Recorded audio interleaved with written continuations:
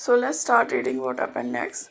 The animal now turned round to face the children and the dogs. The children began to throw stones at him, and he was hit first on his shoulder, then on his back. The dogs dug their teeth into his hind legs. The bear shook himself free and hit them with a paw. They fell back, and he swung round, and with one mighty leap he disappeared into the dark depths of the well. The children bent over the rim and threw stones and sticks into the well. They were angry and terrified, snarled from below. This went on for some time. So, in this passage, now the bear is ready to face all the children and the dogs, but children are very cruel. They start throwing the stones at him. The bear is now hit with stones on first on his shoulder and then on his back. The dogs dug their teeth on his back legs. So with the pain he shook himself and he attacked back to the dogs. Now the dogs are fell back, and the bear turned round, and with a mighty leap he jumped into the well and disappeared in the dark depth of the well.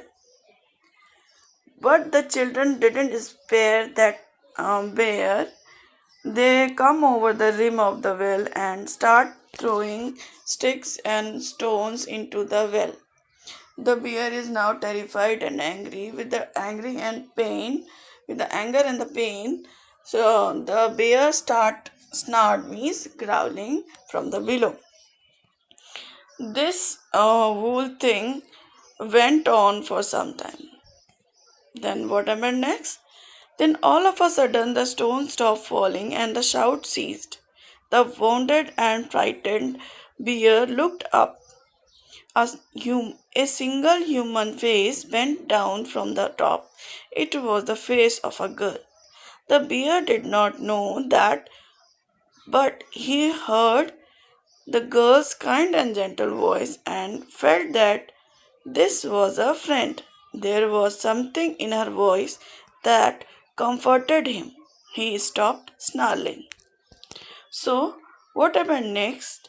The all of a sudden the stones and sticks which are falling in the well stopped. The shouting also stopped. Now the wounded and frightened bear looked at up, and he saw a single human face which is bent over the well, which is a girl. He didn't know that, but he feels that she is his friend. There was something in her voice that comforted him, and he stopped growling. So, student, let's know what happened next.